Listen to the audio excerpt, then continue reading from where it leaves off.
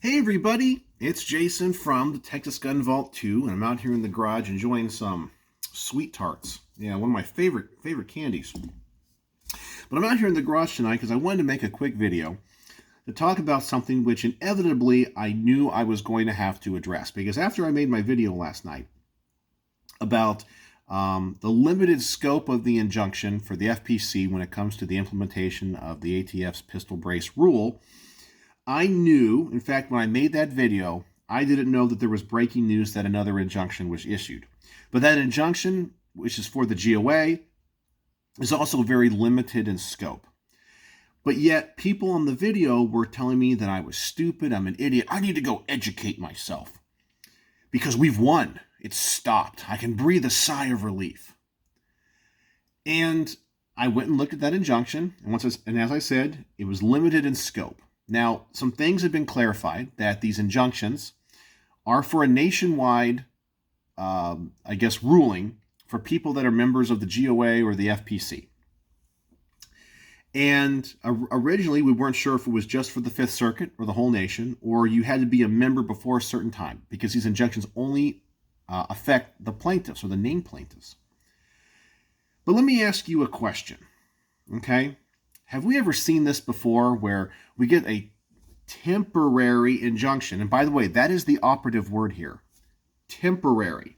People are out there celebrating, saying, we've won! It's over! There's an injunction!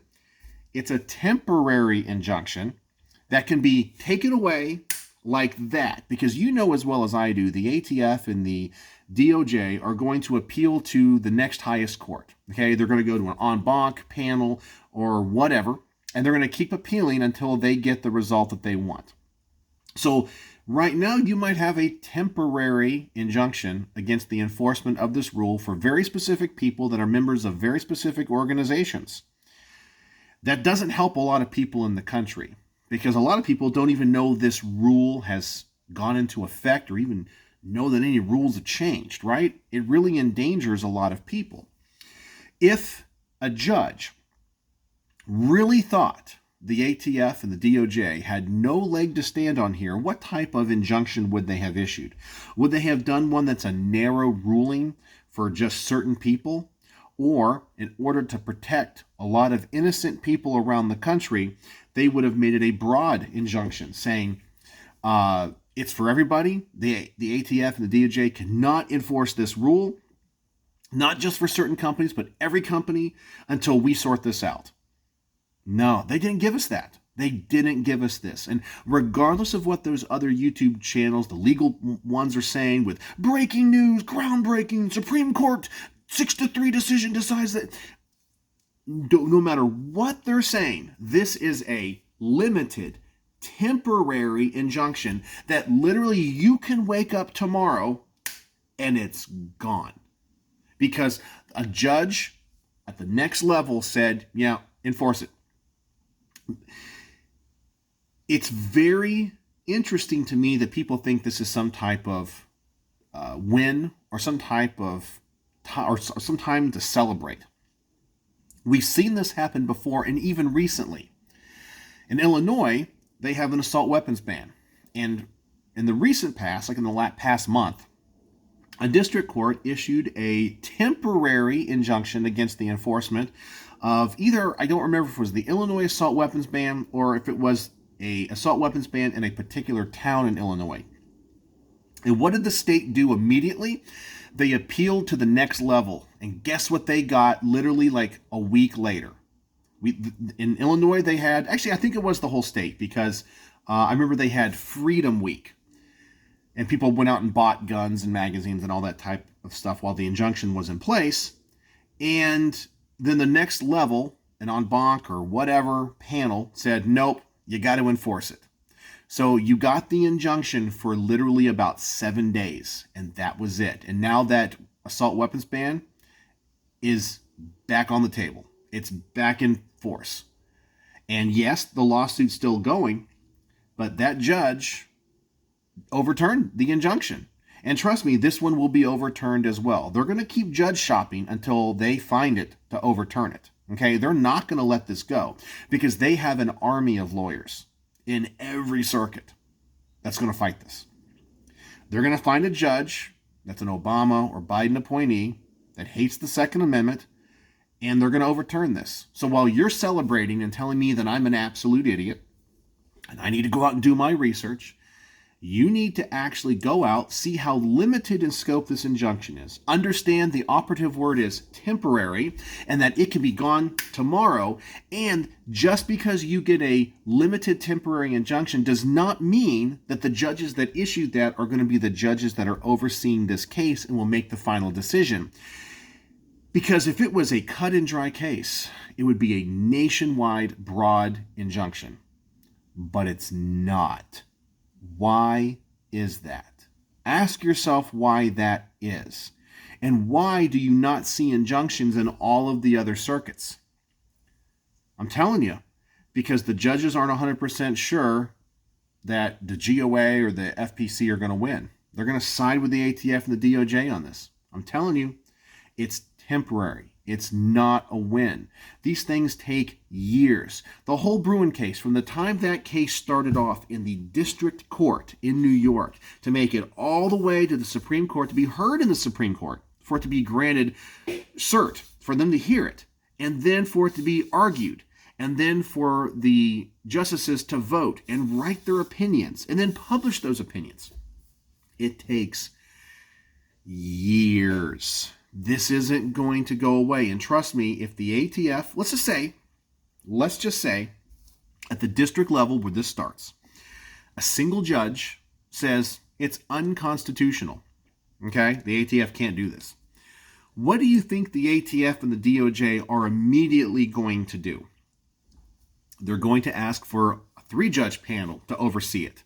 And what's that 3-judge panel going to do? They're going to say, okay, you can't, or you have to enforce this law, and then you have to apply for the temporary injunction again. Maybe you'll get it, maybe you won't. And let's just say there, the ATF and the DOJ loses. What are they going to do? That's right. They're going to go to an en banc of the whole circuit. And if they don't get it, they're going to appeal all the way to the Supreme Court. And at each level, you're going to see, okay, you can't, or they can't enforce it. And then they're going to say, then people are going to say, we need an injunction. And it'll be a constant fight. You might get one, you might not. And it takes years. This isn't some win. You guys haven't won anything. And for those people out there that are celebrating, one person in the comment section of my last video says, well, at least now I don't have to bend over for the ATF like you did. Yeah. What are you going to do tomorrow when you wake up and it's all rescinded? I'm just saying. I'm just being a realist, okay? If you're looking for somebody with the thumbnails and the clickbait saying, huge win, groundbreaking, it's not me. I'm a realist because I have history on my side, okay? I'm not an attorney, but I am a thinker. And I can observe what happens everywhere else. Look at every other place that we've had these injunctions, okay? We had one in California, okay, when it came to the magazine capacity ban that they have in California. Remember, Judge Benitez said it's unconstitutional. What happened 1 week after he said it was unconstitutional? That's right. The state of California appealed up to the Ninth Circuit. The Ninth Circuit said, nope, we're going to overturn that injunction and that ruling until we can hear the case. And now, magazines holding more than 10 rounds are once again banned. You had them for 1 week in California. They call it Freedom Week. And then it was gone. So you won a temporary injunction. And then it was taken away like that. Same thing happened in Illinois. I just told you about that one. You had it for 1 week, and then all of a sudden a higher judge takes it away. It's gone. Magic. What do you think's going to happen here? Okay, it's a temporary injunction. It's not a win. You can't just go, well, we won, and never care about it again. Okay, this is so far from being over. So far. So if you're buying into the BS that this is, this injunction means something, once again, like I said in my last video, hope is not a plan. Right now, a lot of you guys have hope, and that's your plan. I'm telling you guys, they're going to appeal to a judge, and they're going to find one appointed by Biden. They're going to find one appointed by Obama. Heck, they even might find one appointed by George W. Bush. That's anti-gun. And they're going to keep appealing until they get the ruling that they want. That's what's going to happen. So, If you're affected by this limited, temporary injunction, well, great. I'm very happy for you. You know, I'd like to see it for the whole nation, for everybody, for a complete block of the enforcement, but that's not what we got. And you need to ask yourself truthfully, look inward on yourself and ask yourself what you think that really means. What does it really mean when the injunction is so narrowly written? And what do you think it means for these groups? Now, I'm glad people are joining these groups because these groups do a lot of good. And they're getting a lot of money right now from these memberships. Fantastic. But if you're just joining FPC and GOA now because of the injunction, you're doing it for the wrong reason. You should have already been members. But you weren't. So I think that reflects upon you. You're waiting for other people to do the job, and you're living on hope. And I already know where all of this is going to end. I told you guys in the past, I'm an INTJ personality type, and I can see the future. I can see all the probabilities and map everything else out based off of probabilities, possibilities, and history. And I'm telling you, this injunction is going to get overturned. You guys are all going to cry about it. You're going to get back to, they can't do that, it's unconstitutional. Because you don't understand the system. You don't understand what's really happening. But it's fine. You guys can tell me I'm an idiot. But I know that I'm right. Because I'm always right. Because I know everything. I know. I'm not one of those big channels. I'm not the people with the clickbaity thumbnails. I get it. You don't have to like it. You don't have to like what I say. But if you search in your heart, you'll know that what I'm telling you is true. If you had these injunctions on your side, it would be a nationwide, broad injunction on the enforcement. But it's not. Because the judges honestly don't think they're going to, or the FPC or the GOA is going to win. It's just a temporary, small injunction. Sorry, guys. That's the bad news for the night. But what do you think? So, one day in, had there been mass arrests, the ATF come to your door? I don't think they did. I told you they weren't. And life still goes on, right? Sun still rose this morning, setting right now. It's going to rise in the morning again. Is it the end of gun rights in the United States like everyone said it was? No. We all knew what this was. In fact, I think I'm going to make a video for the weekend, and I don't know if my analogy that I'm coming up with is appropriate. Okay, and I'll run this by you. If you're a big fan of the Texas Gun Vault, and put that in air quotes, fan of the Texas Gun Vault.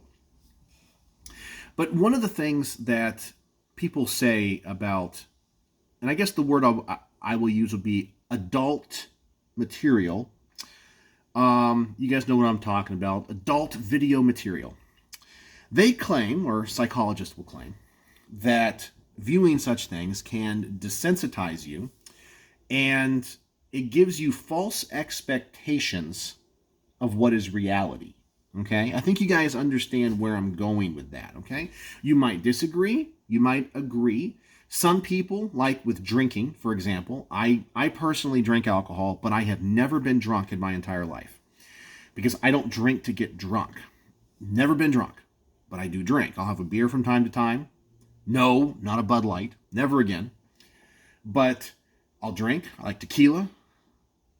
But I've never been drunk. Because for me, I understand the separation between drinking and being drunk. There's a difference, right? And I can see how some people could consume adult material and not have it give them false expectations of reality, of the way things are. You know, it's like watching a movie in a way, let's talk about like a regular movie, an action flick, right? You are able to suspend your disbelief and go, yeah, that guy that knows karate and kung fu, he can actually kick somebody and push him through a door. And in reality, that's not real. We all know that's not real, but it's cool to watch that movie, right? And watch, whoever it is, Bruce Lee or whatever. But when it comes to other stuff, it can desensitize you to what is reality, what is the expectations of things.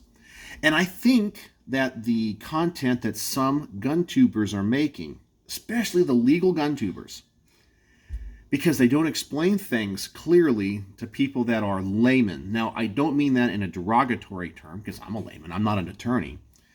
I'm just a dork that reads opinions and follows this stuff and tries to learn as much as I can about it, not just on a basic cursory level, but at a deeper level. And I realize that people don't truly understand what's going on. But these YouTubers give false expectations to gun owners about what's really happening. They really do. When they see a video saying groundbreaking Supreme, you guys, I know I bring that up all the time because it drives me bonkers right now, because there's so many channels that are doing this, that it's like literally gun porn. It's like gun porn. Legal gun porn is what it is. You guys watch it and you think that things work a certain way, that's the expectation. And it's not. That's not reality. Okay? Just like that type of content I was talking about before, that's not reality, right? So that's what I think I want to make a video on this week. But I'm not sure how to word it, and I don't know if my analogy is right. So this is the place for me to put that out there and see what you guys think. Or come up with a better analogy for me, if you understand what I'm going for. Anyway, I'm going to continue to enjoy my sweet tarts out here, work on a little bit of amateur radio stuff, and then go inside, work on some Legos. I bought the giant Lego Titanic set. 9,090 pieces. It's huge. So I'm probably going to go inside and work on that for a little bit and then go to bed. So, I talked a lot tonight about a lot of topics. So maybe I'm the bearer of bad news. Let me know if I am, if you agree or disagree. And let me know if my analogy makes any sense about what the legal gun tube channels are doing. And I'm not really going after anybody specifically. It's just I want good information out there for people. So anyway, hope you all are having a wonderful evening. First night after the ATF pistol brace apocalypse. Hope you guys are all safe. So, as always, thanks for watching.